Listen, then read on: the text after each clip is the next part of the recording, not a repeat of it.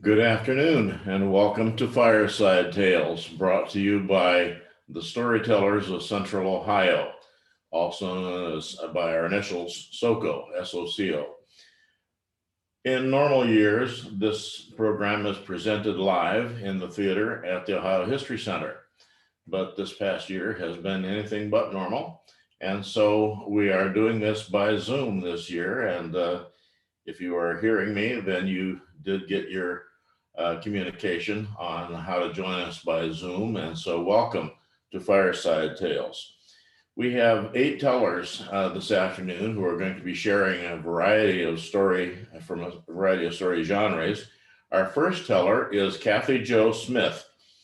Cathy Jo has been telling stories most of her life, but she started getting paid for it just a little over 20 years ago. She specializes in Irish and Irish American folklore, history, and songs, and has been presenting at Irish wake festivals around the Midwest for 20 years. Well, except for the last year, but let's just forget 2020 and look to the future. Cathy Jo's story today is called The Return of the Salmon of Knowledge.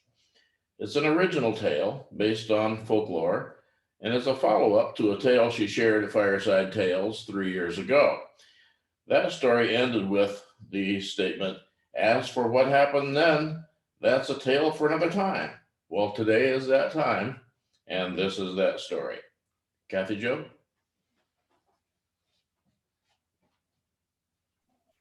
Previously on Fireside Tales, a young Irish farmer had encountered the wise and powerful fish called the salmon of knowledge, and was given a golden hazelnut with which he could redeem at any time for a wish. Well, the farmer was quite content with his life, and so he put away the hazelnut for a future time. And that's where the original story ended and where this story begins. Now, the young farmer had everything that he ever wanted. He had a nice, comfortable farm, a small flock of sheep, a loving wife, and happy, healthy children. And over the years, the children grew up and they found their own mates and their own places in the farming community, except for the youngest, Tom. Tom did not like farming. Sheep made him itch. And he just wasn't sure what he wanted to do with his life. Well, his parents were concerned as well. And after many discussions, they finally decided what they really needed to do was consult the salmon of knowledge. And so the farmer took his son down to the Shannon River and threw the hazelnut into the water. Suddenly it began to bubble and swirl, and then up popped the salmon. "'Tis 20 years and more since you've called on me," said the salmon. "How can I help you?" "Well, it's my son. He's not happy in life and he does not know what he wants to do." Said the salmon. "That's not something I can cure, for it's part of the human condition. But I can make the journey he's about to take a little easier." "Journey?" said Tom. "What sort of journey?" "You need to find your own place in the world," said the salmon. "And it might not be easy, but if you'll follow my advice, it should be a little more successful."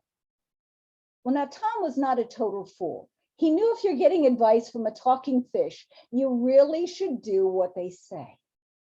So he listened, and the salmon said, "First of all, do not stay in a house where hospitality is lacking. When you are confused, follow your own path. And finally, remember that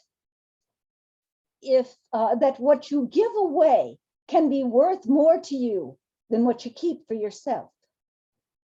Well, Tom thought about this for a minute, and then he said, "Well, wait a minute. First, which way do I go on this journey? East, said the fish. Go east until you find what you seek. And with a flip of his tail, the fish was gone. Well, the next morning, Tom packed up a bag with a few possessions and some little bit of money and some food that his mother made for him. And he kissed his parents goodbye and he headed down the road toward the rising sun. Well, at first it seemed like a great adventure. This was wonderful. It was just him and the road and walking and walking and walking. And yes, so he and the sun was just that hot. And when he stopped to eat, he realized he didn't pack nearly as much food as it looked like.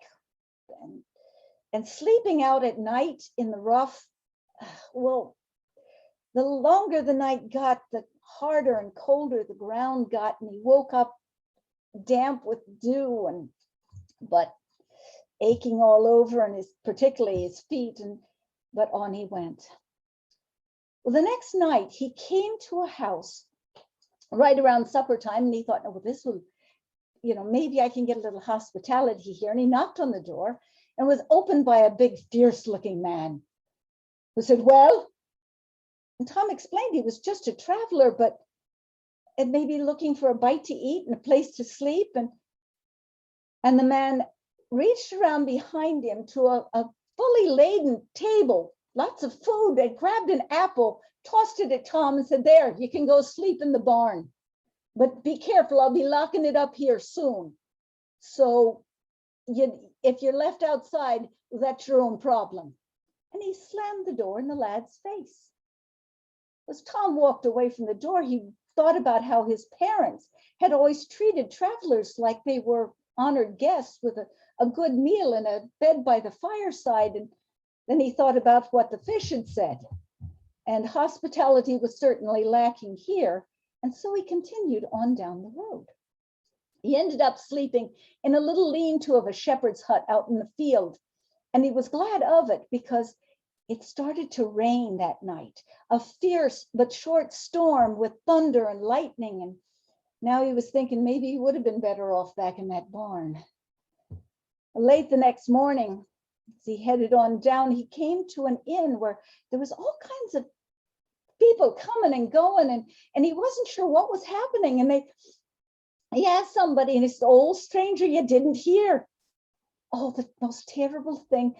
A house caught fire with a lightning strike last night, burned to the ground, it and the barn. Not a person nor an animal survived.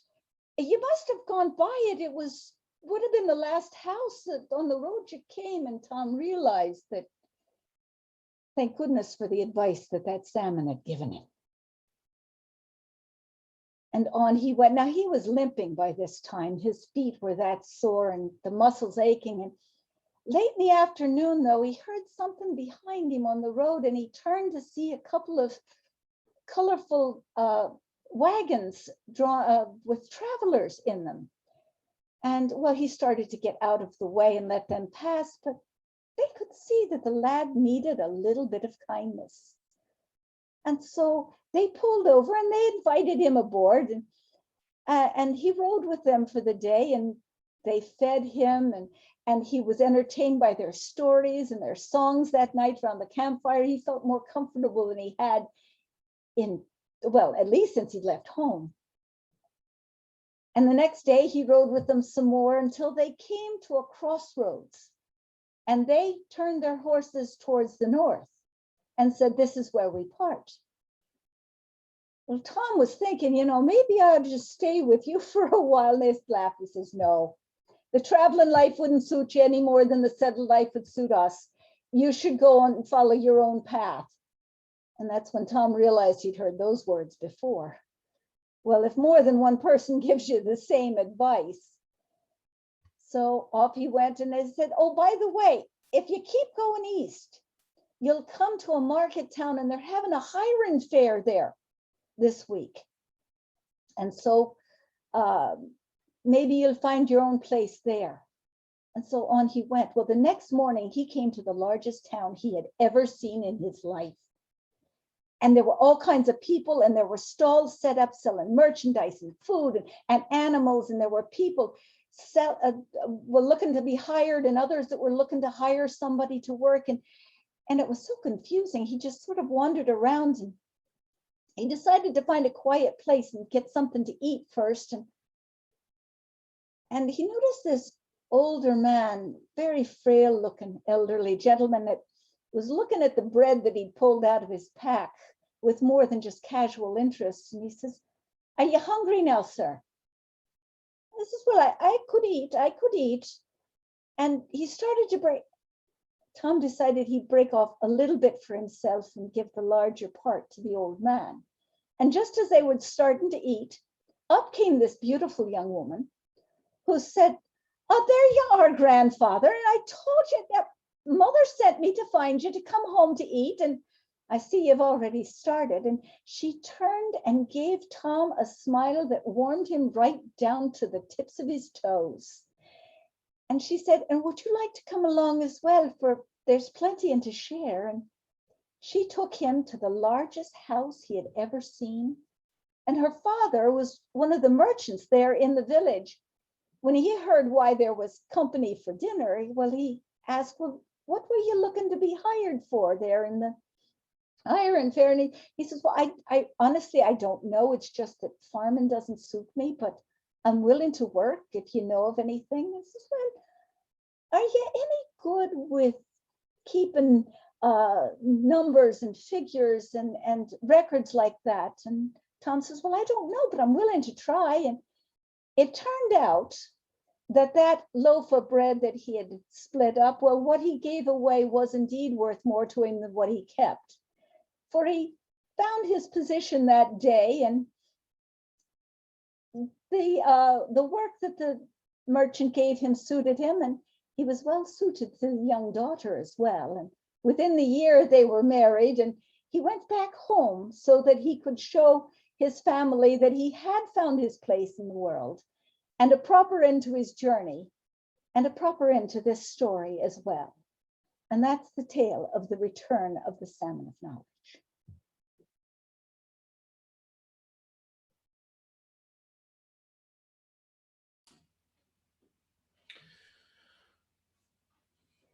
Well, thank you. Thank you, Cathy Jo. Our second teller is Teri Lott. And when Teri retired from teaching in 2013, she needed an outlet for her gifts, the gift of gab, and storytelling seemed to be a perfect fit. She joined Storytellers of Central Ohio and began a new professional career. Then came 2020 and few live storytelling performances.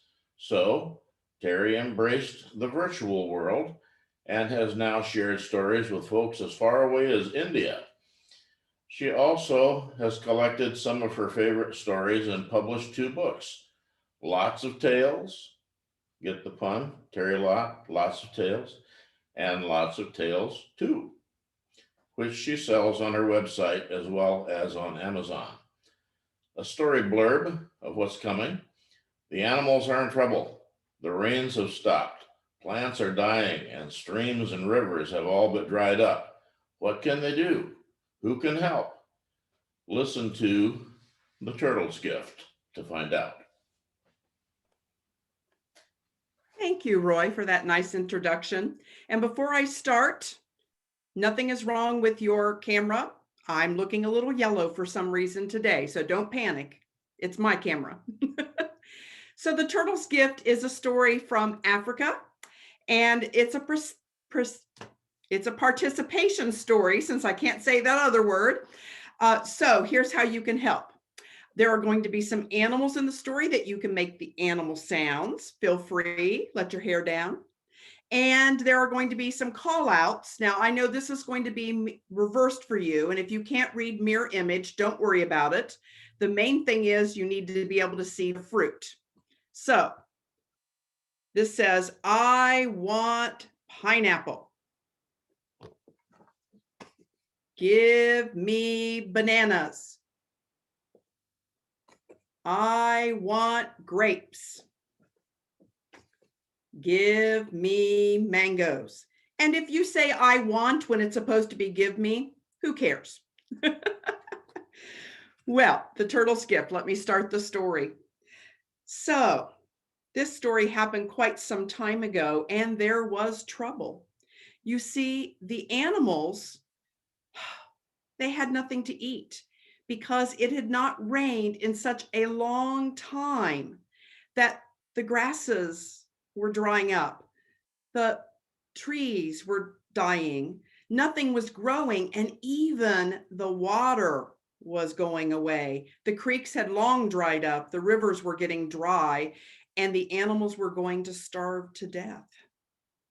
What could they do? Well, they had a meeting and they all joined together and they started brainstorming ideas. And then one of them said, maybe we should ask Old Rabbit. He's been around for a long time. And so they went to Old Rabbit's home and they called out. He was a little bit hard of hearing, so they had to call, Rabbit, hey, Rabbit. And they heard some movement. And sure enough, pretty soon, Rabbit popped out of the hole and said, yes, why is everybody here? And they said, Rabbit, Rabbit, do you know what's going on? Of course I know what's going on. Nothing is growing. We've had no rain. Well, but Rabbit, we need your wisdom. Isn't there something that you know that you could help? Tell us something, anything. Well, Rabbit thought about that. I remember my father telling me a story that his father told him, and his father before him told him, and his father before him. And all the animals said, we don't mean to be rude, but could you tell us what was said? Oh, of course. Well, there is a tree that grows even in times of famine. It grows every kind of fruit that any of us would want to eat. Well, the animals thought this was wonderful, a tree that could feed them. So they asked Rabbit, where is this tree? And he said, I don't know. If my father told me, I don't remember. But there's lots of you. I'm sure you could find it. It's going to look like no other tree you've ever seen. Now, if you don't mind, I'm very tired. And he went back into his home. Well, that's what the animals did. They sent scouting parties out. Some went east and some went west and some north and some south. And time went by and soon one of the animals came back to report. I think I found it. And they all rushed. And there was a tree.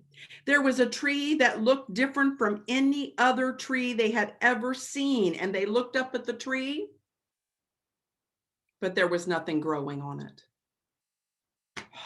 What do we do? What do we do? Should we go back and talk to Rabbit?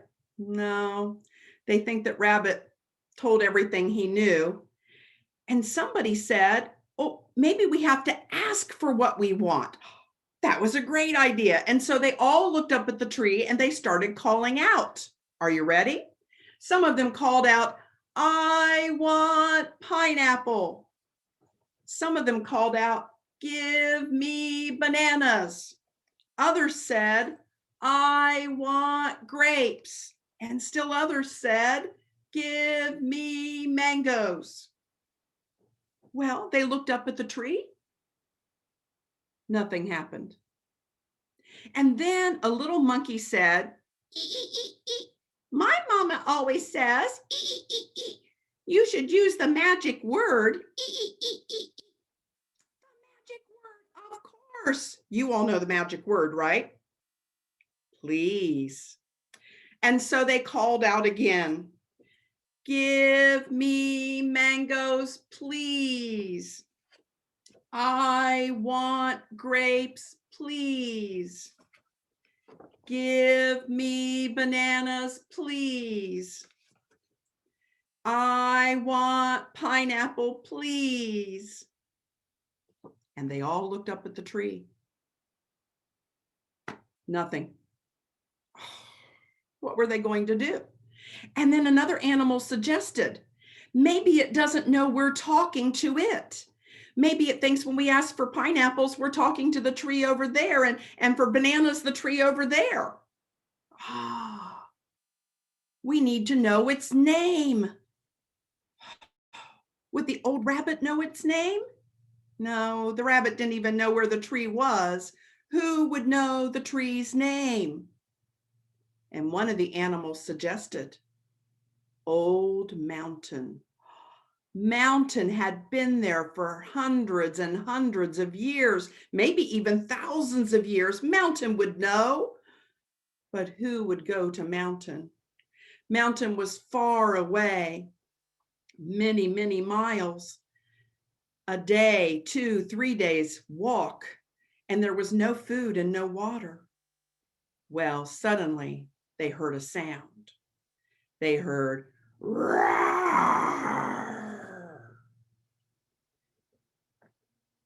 roar. It was Lion, and he said, I am the king of the beasts. I will go talk to Mountain. And that's what he did. He ran most of the way until he got to Mountain. And then he looked up at Mountain and he said, Mountain, oh great Mountain, do you know the name of the tree that grows even in times of no rain? And the Mountain looked down at Lion and said, Awangalium. Say that with me. Awangalium. And Lion said, thank you. And he started running back to all the other animals. However, on his way there, he passed by a huge rock. It was red in color, and Lion was so proud of himself. He was going to save all of his friends that he climbed up on the rock and he roared a mighty roar. Roar! And he roared the name of the tree right out of his head. Well, he was very disappointed in himself, and he walked back to the other animals with his head hanging low. The other animals were disappointed as well, but it didn't solve any of their problems. Would somebody else go? And then they heard thud, thud, thud, thud. Any guesses as to who that was? Who makes the loudest sounds? It was Elephant. Now, listeners, I do not make a good elephant sound, so feel free. Mine does not sound like an elephant at all. But the elephant made his sound. And then he said, I am big, I am strong, I will go to the mountain. And all the other animals were happy about that, and they waved goodbye as Elephant thumped off. He made it to the mountain. He looked up at that mighty mountain and he said, Mountain, do you know the name of the tree that grows in times of no rain? And the mountain looked down and said, Awangalium. And the elephant said, thank you. And he started his trek back. He got to that red rock, and I've got to tell you, I don't know about you, but I've got this place on my back that it's really hard for me to scratch. Does anybody else have that kind of a spot? Well, elephants have it too, even though they have those long trunks. An elephant went up to that rock and he thought, oh, scratching post. And he turned his back and he rubbed his back against that rock. Oh, it felt so good to scratch that spot. And he scratched the name of the tree right out of his head. Disappointed, he walked back to the other animals. And of course, they were disappointed too. Who was going to make the trip? They were running out of time. And then they heard, it was a group of 6 monkeys. Monkeys are clever. They were the only animals that used tools. They would remember. Besides, there were 6 of them. So off the monkeys went. They got to the mountain, they looked up, they asked him for the name of the tree. And of course, once again, the mountain said, Awangalium. And the monkeys all left. They got to the big rock and oh, it looked like a playground. They jumped on top, they slid down, they ran around it, and they started tickling each other. And they tickled the name of the mountain right out of their heads. You saw that coming, right? I know you did. Well, of course, the monkeys went back and everybody was disappointed. They were about to give up when they heard a low, slow voice. I will go. And it was Turtle. And they thought, Turtle? Turtle, he's so slow. It'll take him forever. But you know what? No one else was volunteering. So off went the turtle, slow and steady. And it took him a few days, but he made it to the mountain and he got the name of the tree. But this is what Turtle did that was different from all the rest. As he walked back, he said to himself, Awangalium, Awangalium. He went right past that rock. He didn't celebrate. He didn't play. He kept on going. Awangalium, Awangalium.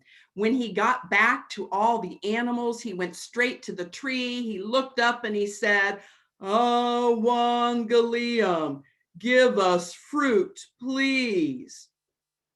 And it was like magic. Buds began to appear on the tree.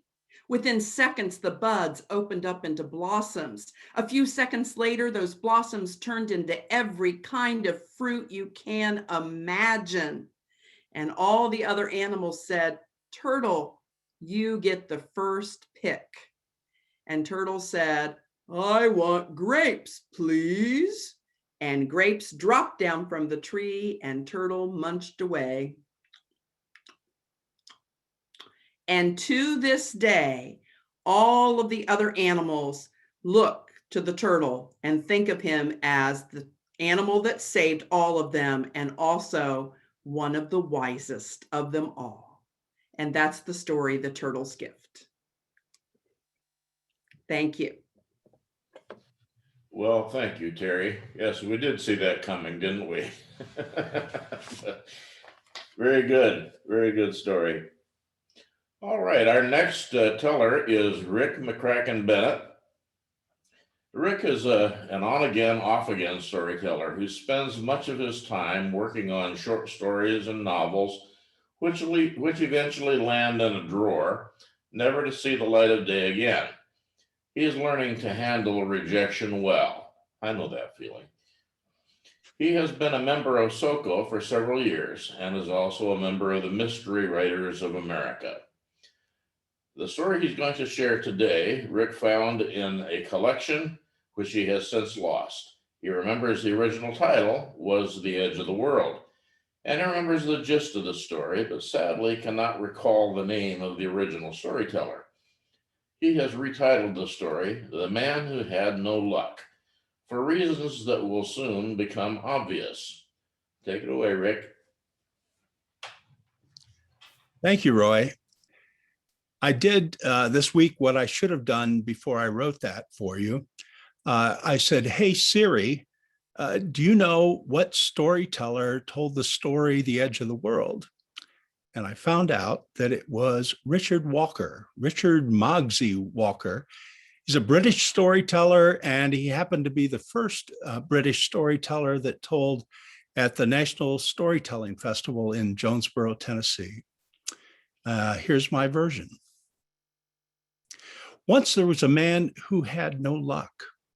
He looked around at his friends and he said, boy, they have so much luck. In fact, I'd be glad to have some bad luck, but I have none. Finally, he went to the wisest woman he knew, the wise woman in the village. And he said, wise woman, why is it that I have no luck? She said, no, No, no, no, no, no. You must not ask me that question. That is a question for God alone. You must go to the edge of the world. You must ask God why you have no luck. And the man said, okay. And he walked a day, a week, a month, a year and a day. He found himself in the middle of a forest, a clearing where there were wolves, strong, powerful, scary wolves, except for one. Hi there. Oh, hello. What you doing? Oh, I'm in search of my luck. I'm going to the edge of the world. I'm going to ask God why I have no luck. Oh, that's too bad. Hey, would you ask him a question for me? Well, sure. Would you ask him why all these other wolves are so strong and powerful, and I'm just weak and scrawny? Good question. I'll do it. And he went a day, a week, a month, a year and a day.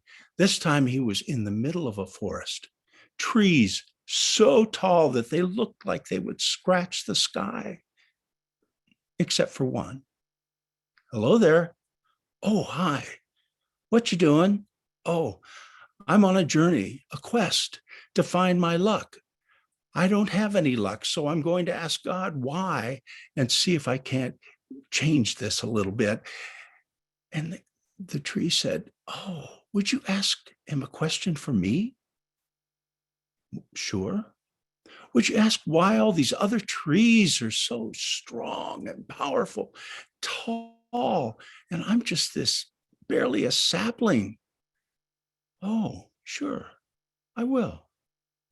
And off he went, a day, a week, a month, a year and a day. He found himself in front of a cottage, a beautiful cottage, with the smell of freshly baked bread coming out of the windows. And he knocked on the door, not entirely knowing why. And when it opened, there stood the most beautiful woman he had ever seen in his life. Hello. Oh, hello. Can I help you? Oh, no, I'm just on a journey. I'm going to the edge of the world. I'm going to see God. I want to know why I don't have any luck. Oh, you poor dear. Would you ask God a question for me? Sure. Would you ask him why I've never had a husband? Wow, that's a good question. And so he left. A day, a week, a month, a year and a day, and he found himself at the edge of the world. And sure enough, just like the wise woman in the village said, there was God. Come over here, ask your question. And he asked his question, and God said, oh no, I do not make favorites. Everyone has the same amount of luck. You have the same amount of luck as anyone. What you need to do is open your eyes, pay attention, and you'll see that you have all the luck that anyone has. Now, do you have more questions? And he said that he did, and he asked his questions, and then he returned on his quest to find his luck. He walked a day, a week, a month, a year and a day. He was in front of the cottage again, just as beautiful as ever. He knocked on the door, and there she was. She said, oh, you're back. Did you see God? I did. Well, what did he say? Well, he said, I have as much luck as anyone. My problem is I don't pay attention. I've got to pay attention, open my eyes, seize the day, and I'll find out that I have as much luck as anyone. Oh, that's wonderful. Did you ask him my question? I did. And God said, there's no earthly reason why you shouldn't have been married. He said, the solution is you need to ask the first young man that comes your way to have his hand in marriage, and you two will live happily ever after. Oh, well, would you marry me? Oh, I'd love to, but I need to go find my luck. God says I just don't pay attention. I don't keep my eyes open. Good day. and he left a very confused young woman. He walked a day, a week, a month, a year and a day. This time he was in the forest, and the trees were so tall that they were actually scratching the sky, except for the one. Hi there. Hello. You're back. Yes. Did you see God? I did. Well, what did he say? Well, God said, I have as much luck as anyone. I just don't pay attention. I've got to open my eyes, seize the day, and I'll have as much luck as anyone has. Oh, that's great. That's good news. What about me? Well, this is interesting. Years ago, when you were but a sapling, pardon the expression, some pirates came along and they buried a treasure on the top of your roots. So you didn't get enough water, you didn't get enough food, and that's why you're just kind of a scrawny little tree. He said, what you need to do is have someone unbury all that gold. They can have it, and you will find out that you can grow as tall as anyone. Oh, that's great. Well, hey, I can't use it. Would you want to dig up the gold? Take it with you? That'd be a good thing, wouldn't it? Oh, I'd love to, but I've got to find my luck. I've got to pay attention. I've got to open my eyes. And off he went, a day, a week, a month, a year and a day. He was in the clearing of another forest. The wolves were strong, powerful, except for the one. Hi there. Well, hello. You're back. Yes, I am. Did you see God? I did. Well, what did he say? Well, God said, I have as much luck as anyone. I just don't pay attention. I've got to open my eyes, pay attention, seize the day, and I'll find out I have as much luck as anyone. Oh, that's great. Well, what about me? Oh, this is interesting. God said that your problem is a very simple one. You simply do not have good nutrition. Well, what am I supposed to do? God told me to tell you that you should eat the first dumb animal that comes your way. And that's exactly what the wolf did. And that is the end of the story of the man who had no luck, and sadly, the end of the man who had no luck. Thank you. Thank you, Rick. Since I heard Rick first share that, since I first heard Rick share that several years ago in Westerville, I have stolen that story and used it many times. Thank you for that. And you in the audience, you may feel free to retell that story as well. You may change the nuances to suit your style, but it's a great story. All right, well, our next teller is Melanie Pratt. Melanie has been telling stories since 1986. I don't know how you put a specific year on it, but she says she's been doing it since 1986. Although she enjoys telling stories from different cultures and genres, such as Native American, First Nation, historic tales, Halloween, Christmas, other holiday tales, her first love is telling tales from the Celtic nations, where about 90% of her DNA comes from. Today's tale is from the Shetland Islands, north of Scotland, in the sea where mermaids and mermen abound.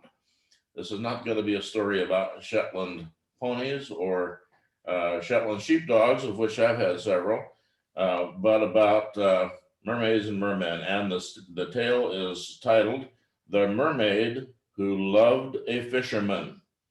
Melanie? Thank you. Yes, there are many tales from the Shetland Islands about mermaids and selkies. And there's also that understanding that a good Scottish tale, a good Scottish love story does not always end well.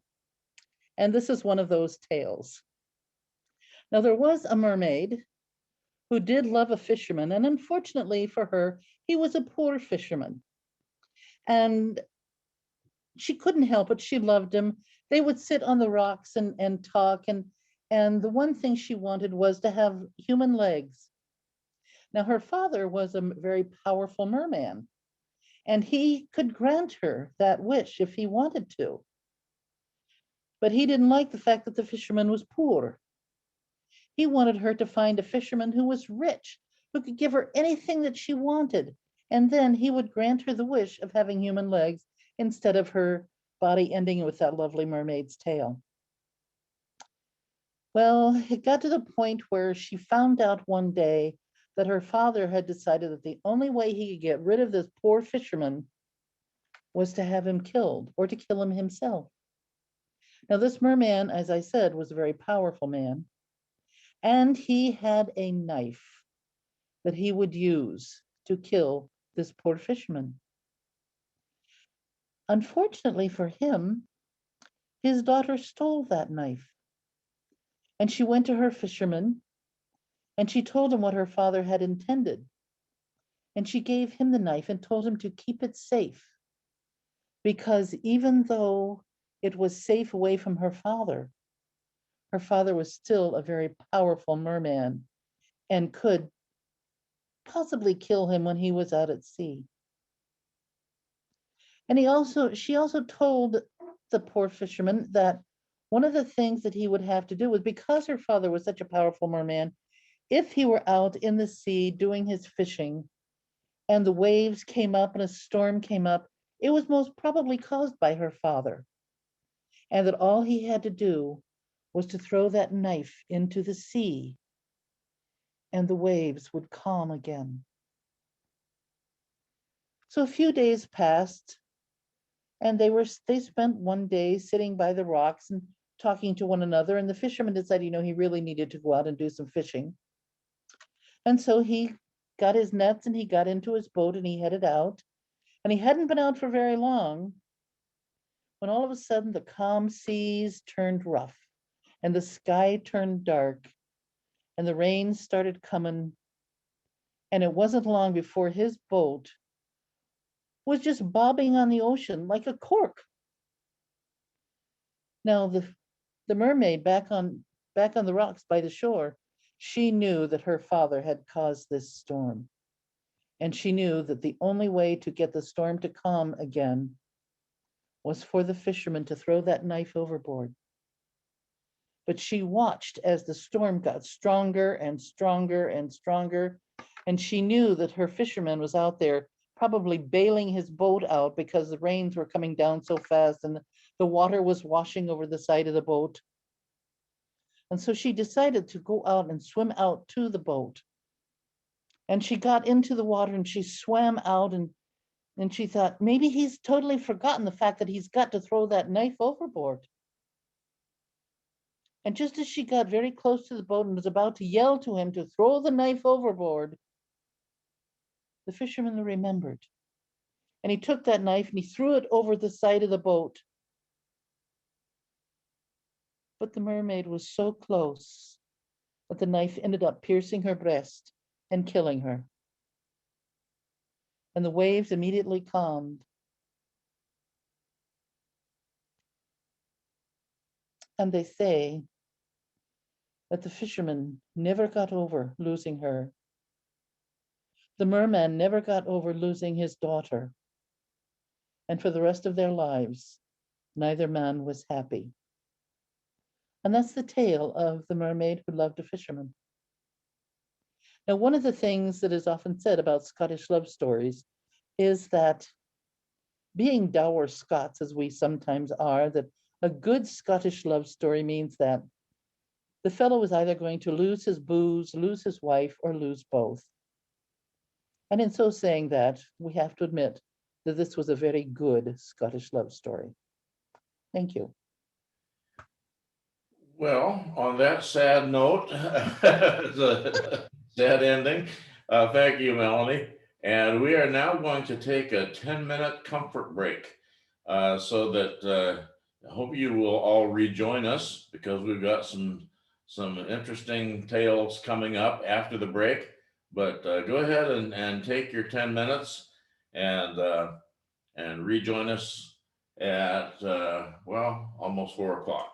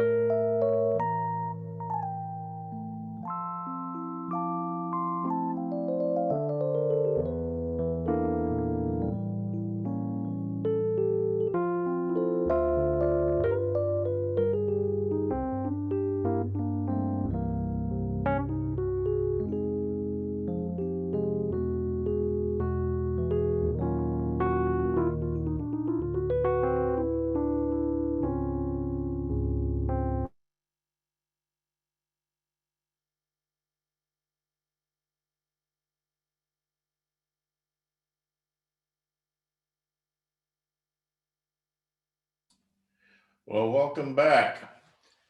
I hope you got everything done you needed to do. If you were trying to walk the dog, you're probably not back yet to hear me, because I know any dog I ever had didn't let me bring him back in 10 minutes. But we are back, and hopefully most of you were able to rejoin us as well. Our next teller is Melody Tolle. She has been telling stories for about 20 plus years. She works with students with disabilities at Walnut Springs Middle School in Westerville. Melody likes to tell stories about her farm life, as well as folk tales and Bible stories. And she uses puppets with her stories. Her story today is called Thomas the Great Mouse Hunter. Take it away, Melody.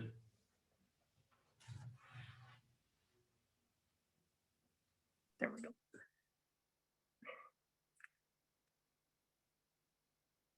Hello, everybody. I live on a farm many years ago when I was a child. And I lived on that farm. I had all kinds of animals, from ducks to geese to chickens and cats and dogs and a rabbit. But my favorite guy that I had on the farm, his name was Thomas. Now, Thomas was the runt of the litter, very small, and he grew up to be this 20-pound cat on the farm.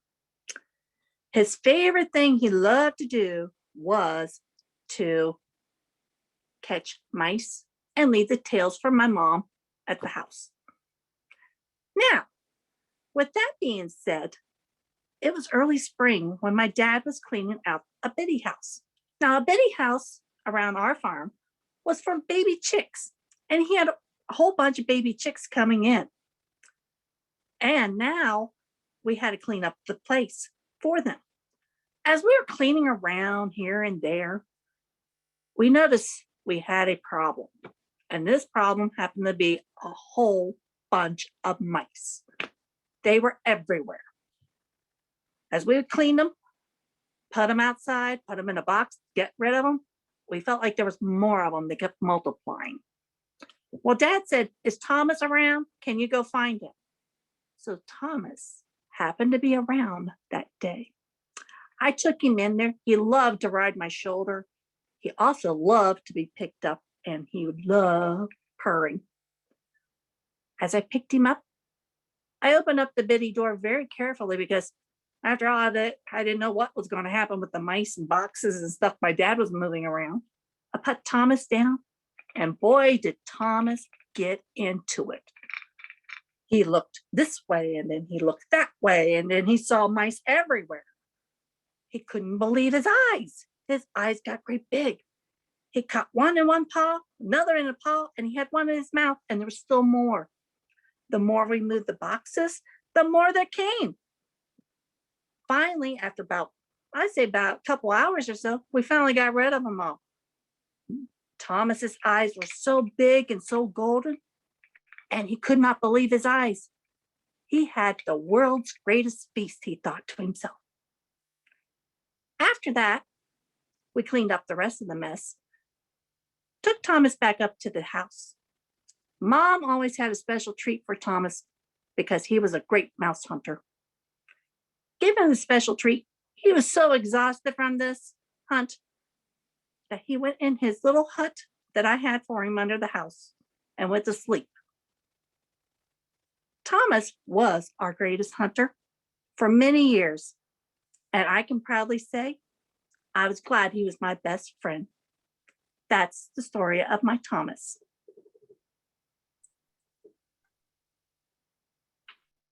Well, thank you very much, Melody. That was short and sweet. Our next teller is Connie Pottle. Connie has been telling stories for over 40 years in her job as a children's librarian in places such as Memphis and Dallas, and for the last few years in Columbus Metropolitan Library System. She's excited to be telling her first story over Zoom, but looks forward to the time when we can all tell stories to live audiences once again. Her story today is called Why People Have to Work. This is Connie's version of a story that was originally from Ghana, but has been adapted by many storytellers in the US. Connie? Hi, everyone. This is a story about why we have to work. Have you ever wondered about that? I know I have. Once upon a time, a long time ago, people did not have to work. And there's a part in this story for you. Now, when I put my hands like this, I want to see everybody. Come on, everybody. Put your hands like this. And on the count of 3, we're going to clap one time very loudly. Are you ready? Very good. We're making thunder. And you'll know when your part comes in this story. So once upon a time, a long, long, long time ago, the sky did not look the way it is today.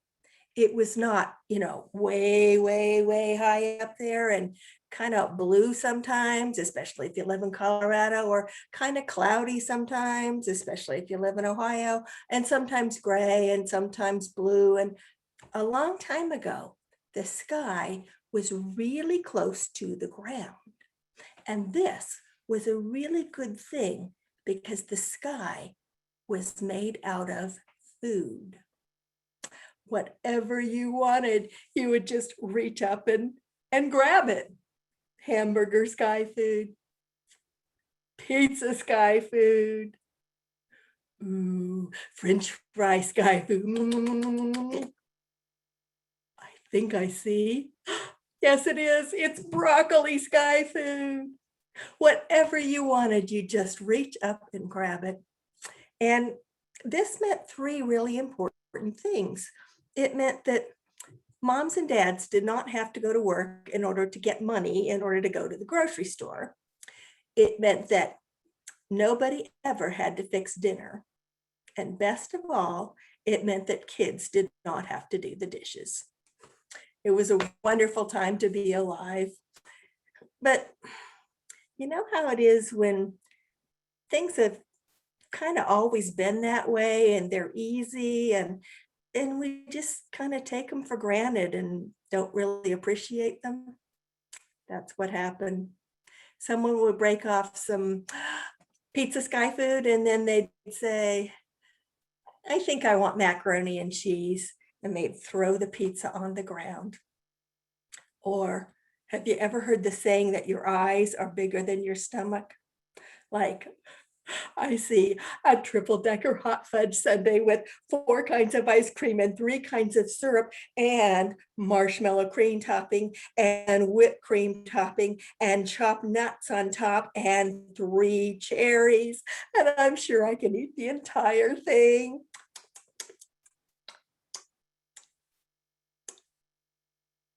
Maybe not. And they throw the ice cream on the ground. And after a while, you know, the ground was littered, just covered with old rotten yucky sky food. And it was kind of starting to really smell bad and kind of like squished when you walked sometime, and it wasn't good. And then one thing happened that had never ever happened before. There was a huge clap of thunder, and then they heard a voice. Attention, please, attention. This is the sky speaking.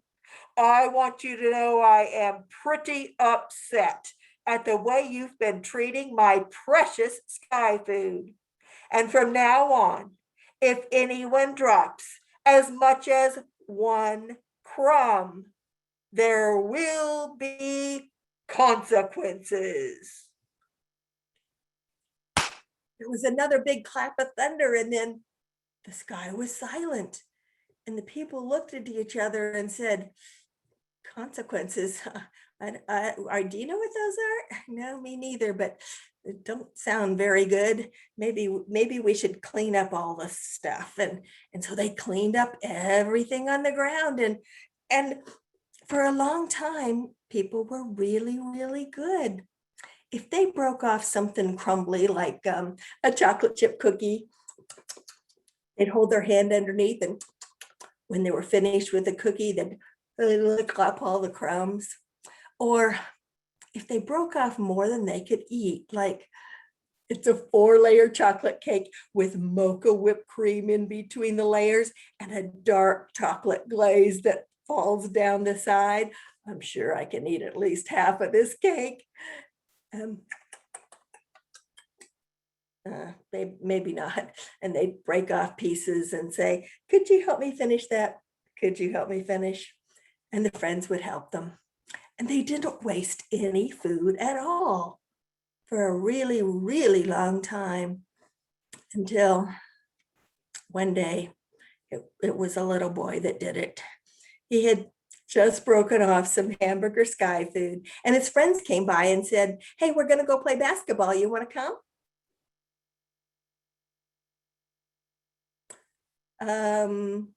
Yeah.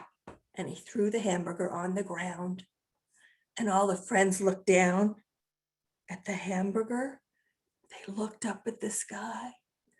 They looked down at the hamburger. They looked up at the sky. But nothing happened. And one of the kids said, you know, we never heard the sky speak. It's something our parents tell us, probably just because they want us to behave the way they want us to. And nothing's going to happen. So they went off to play. But later that day, a tall man went up, and he couldn't reach the sky. And he called to his friend who was even taller, and he couldn't reach the sky.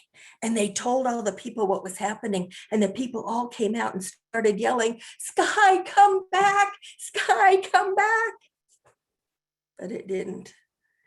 Just kept going up, up, up, up, up to where it is today, you know, way high up, and sometimes blue and sometimes gray and sometimes cloudy. And that meant 3 really important things. It means that moms and dads have to go to work in order to get money in order to go to the grocery store. It means that someone has to fix dinner. And worst of all, kids have to do the dishes. But some people say, if we're not careful, there may be more consequences to come. And that's the story of sky food. Thank you. Well, thank you, Connie. I know my least favorite chore as a child was weeding the garden. And Everybody probably has their favorite job and their least favorite job. Our next teller is Lyn Ford. If anybody was thinking of leaving the program, this would be the wrong time to do it. Lyn Ford is coming up. A few years ago, I went to a school up in Lewis Center with Lyn, and it was the first time I had told stories to elementary children. Lyn asked me if I wanted to go first or second. Well, I was a little nervous being a first timer, so I chose to go first to get it over with. I was sure glad I did. She would be a hard act to follow. And I tell you, I would not have wanted to follow her that day. Lyn Ford has spent almost 30 years as a full-time professional storyteller. And she has award-winning books and international recognition to her credit. But she still treasures her family's Affrilachian folk tales. Did I pronounce that correctly? And as long as she has breath and memory, she'll keep sharing them. Here's Lyn Ford with a story, Riddle and Fortune, a Jack Tale. Thank you, Roy. Just to let you know, it's Affrilachian. And folks who have lived in the hills know Appalachian and Affrilachian means you got a few generations in those hills. Now, this is the kind of story that blends folktale from the British Isles with the roots of African storytelling in Jamaica, and then brings it all up into the Appalachian hills and valleys. It's a tale about Jack. Once upon a time, about time and a half ago, there was a king, meanest king in all of fairy tale. And you know, if he was that mean, you know how it goes. He had to have a sweet, good, kind, and loving daughter who was generous of heart and went out into the kingdom to get acquainted with folks, see what folks needed, and what they might want. Now, her name was Princess Perlina. When the king died, Perlina would become queen, and everybody in the kingdom was hoping that that old poot would keel over soon, because Perlina would make a fine queen. Now, the king knew that folks hated him, and he was sure that they would try to kick him off the throne if they could. So he sent spies out every now and then to see what folks were saying, what they were doing, what they might be plotting and planning. And if those spies heard tell of anything that went against the king, well, the king would send out some of his guards or some of his soldiers, and they'd bring back that someone or that group of someones. And the king would personally lop off their noggins. I told you he was mean. One morning, a spy reported, "Your Highness, there's a young fella who's been in the kingdom for a few weeks. His name is Jack. He seems like a good young man, kind, friendly disposition, just like your daughter, always helping somebody. He's a good storyteller too, talks about his adventures, and he likes to hear riddles. He doesn't always have much luck with them, but he likes to hear riddles. He says he's seeking his fortune. He says one day he's going to marry your daughter. And when he does that, he's going to be king." Well, that mean old king nearly choked on his tongue. What? He's going to be king? Does he even know my daughter? Well, yes, he probably knows Perlina, because she's always gallivanting all over the kingdom talking to folks. Well, he says he's going to be king, though, huh? Take 2 of my strongest guards. Go find this Jack and bring him back here so I can personally chop off his head. Poor Jack was found and he was dragged to the castle. But Perlina heard what was about to happen, and she went running back to the castle. She beat the guards and the spy and Jack. She stood in front of her daddy and she said, "Daddy, I know what you're thinking about doing, and you need to stop thinking that. You can't cut off Jack's head. He's a good young man, and folks like him. And as far as I know, he hasn't done anything wrong. And if you hurt him, why, folks may finally come after you, and you'll be off that throne before you're dead."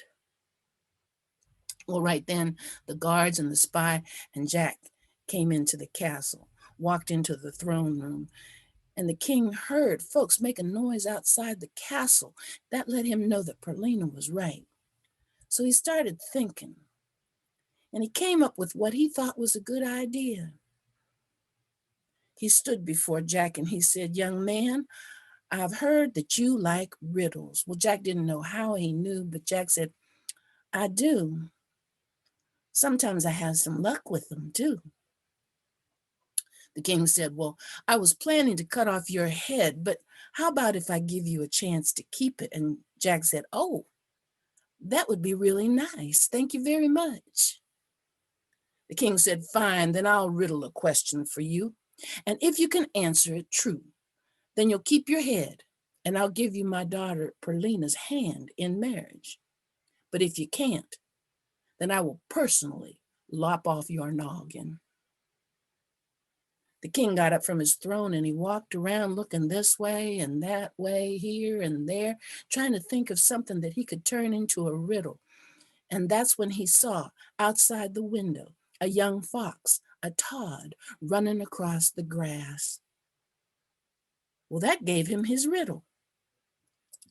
He said to Jack, "Tonight, we're going to have a meal of fine food spread out on a huge silver platter set before me.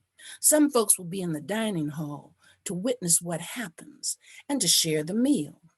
And you're going to tell me, this is your riddle, what's the special secret ingredient that underlies the meal. Now, if you get it right, you'll become my son-in-law and you can share in the feast. If you can't, you won't taste a bit of it because you won't have a head."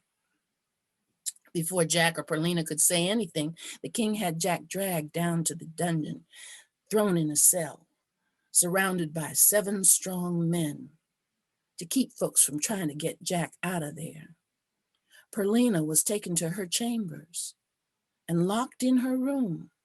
The windows locked and the door locked, and a guard standing in front of that door to keep her from trying to find some way to help Jack.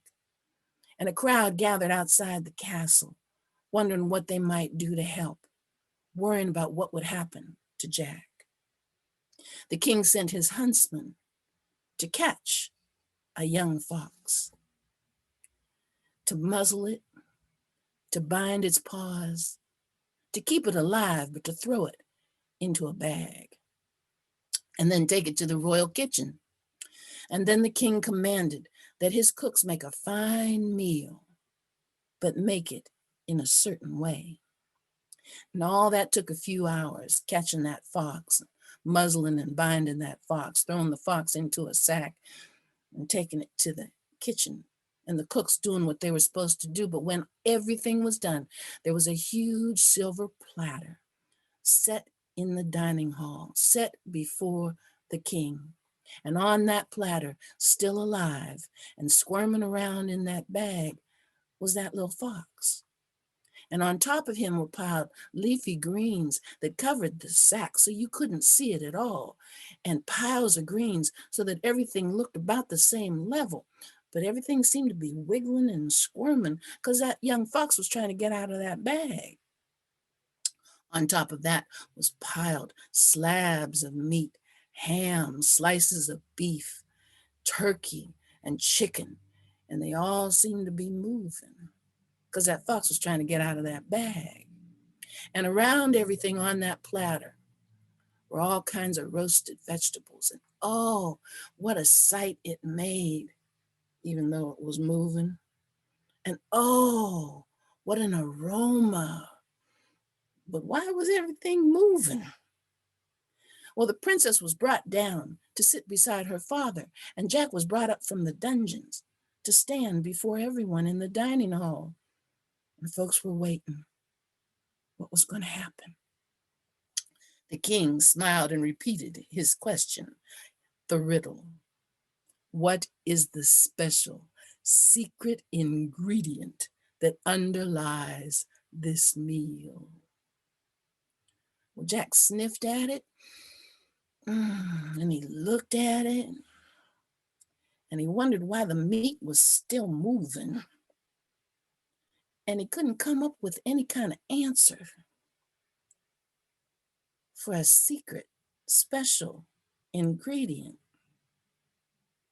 Now, what the king didn't know, because the spy hadn't known, because nobody knew except Jack, was that Jack's last name was Fox.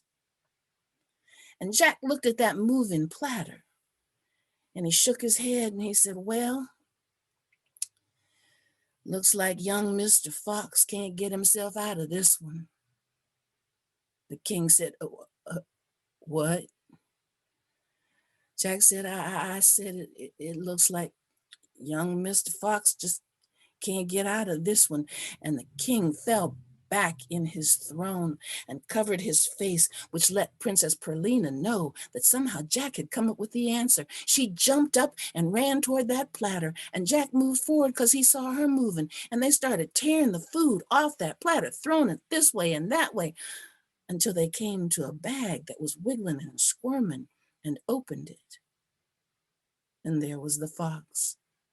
They took the muzzle off that poor little thing and unbound his paws, and he ran off that table, but not before he got himself a slice of ham. And then he ran right out the front door of that castle. And outside, folks could hear Jack and Perlina laughing, and people in the dining hall shouting and cheering. And so they knew that somehow Jack was safe. He'd answered the riddle. Now, Jack and Perlina got engaged and then got married that very night. And the king was so shocked, he went apoplectic and dropped dead. And they had a real short funeral and got him out of the room. And then Perlina and Jack, well, they became the king and queen. And they were also Mr. and Mrs. Fox. They made foxes the symbol of the kingdom and kept them protected. And because Jack outfoxed the king, everybody in the kingdom from that time on lived safely ever after. Well, thank you very much, Lynn. I tell you, those Jack tales always have a happy ending, don't they? Well, our final teller today is Adele Browne. And Adele had a Grandma Smith who taught 8 grades of school in a one-room schoolhouse, starting when she was just 15 years old. And then at age 26, she got married and had to stop teaching because in those days, married women could not be teachers. My grandma had the same experience. Well, Adele was the first of 5 children. So in time, the job of teaching the little ones in the family fell to her. And they played school a lot. And grandma had told them stories of childhood adventures in the mountains. And so is it any wonder that Adele became a storyteller? And some years ago, when Emil McVeigh founded the Storytellers of Central Ohio, Adele was one of the charter members. Adele will be sharing a cautionary tale or two. Take it away, Adele.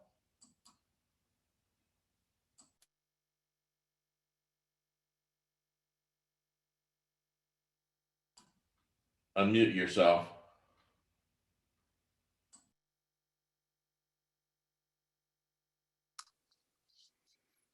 Just talk. The picture? You're on there. You're on there. Just All righty. Well, my grandma was a little girl more than 120 years ago. And she lived in the mountains of West Virginia in a place called Trace Fork. She was the youngest of 9 children but her brother Walter was the baby. And she was a serious little girl. She'd follow her daddy all around that farm and watch how he dug up the ginseng and left some of it there to grow some more, and the golden seal and the mayapple root and all those herbs they'd trade at the grocery store for things they needed. Now, I'm wondering if you can all hear me. Can somebody send up a signal? Okay, good, good. And so I can't see myself. So anyway, and she'd follow her mother around too. Her mother was a doctor woman. Her name was Talitha Allen Lynch, and she would help the babies to come. She would deliver the babies, and she would set the broken bones. And Grandma would sometimes her name was not Grandma then. Her name was Carrie. So she was a very busy little girl, and she asked questions all day long. She drove her parents nearly out of their minds with questions. And so her mother decided she'd send her to school early, a whole year early. And the next day was going to be the first day of school for Carrie, little Carrie. She was so excited that she woke up in the middle of the night. And she got dressed and she crept down the stairs real quiet. She could only hear the snoring noises from the rooms she passed. And she got to the kitchen. It was still dark. She got out to the porch and she grabbed up the bucket because she was going to fill that bucket with water so that her mother could get a head start on boiling the coffee and the water for the oatmeal. And the sooner that happened, the sooner Carrie would be in school. So she went over to the spring and it was frozen solid. And she looked over at the porch and she ran over there because there was that big old axe that her brothers used to chop the firewood. She was a little thing.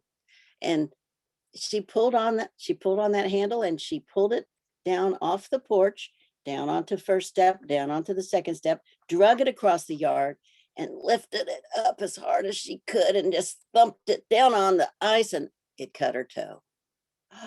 She screamed bloody murder, and everybody came running out of the house to see what was wrong out there. And her mother grabbed her up and took her over and sat her on the porch, and her sisters went and got the bandages, and oh, it was awful. So her mother very capably bandaged up her toe. It wasn't gone. It just needed to heal, and sent her to school anyway.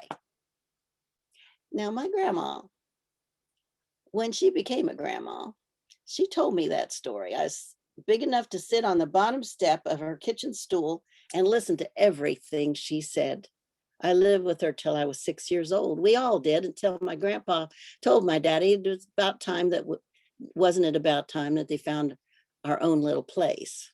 So, but my grandma has always been in my head and in my heart. And she told me true stories. Now, I loved the fairy tales that my mother read to me, and I loved memorizing the poems. My grandma would pay me $1 for each long poem by Henry Wadsworth Longfellow or Robert Louis Stevenson is how she said it. But grandma told me true stories of her own life. And it was years later when I was all grown up and had my little son, and she was in the rocking chair at my parents' house, and she's rocking and rocking. And she said, it all went by so fast. And I said, what, Grandma? And she said, everything. I wish I could go back to teaching. And she also told me, and that toe still hurts. So that was my grandma. And all of these stories, like Little Red Riding Hood, that teach you not to talk to strangers, much less a wolf, or a wolf in sheep's clothing, or, oh, all of those stories that caution you how to be good and how to be careful. And I think that the stories I remember most are the ones my grandma told me, the true ones. That's a true cautionary tale. And I thank you for listening. Thank you. Well, thank you, Adele. Thanks. Well, those were great. We've had 8 storytellers with some great stories today. I hope you all enjoyed them. And next year, if we are telling live back in the Ohio History Center, I hope you can join us there. But in the meantime, if you are in the market for a storyteller at some event, contact SOCO, Storytellers of Central Ohio. We have a website. We're also on Facebook, and you can contact SOCO to find a storyteller, maybe one of these who have shared stories today. And so we're happy to go wherever somebody gives us an audience who's willing to hear.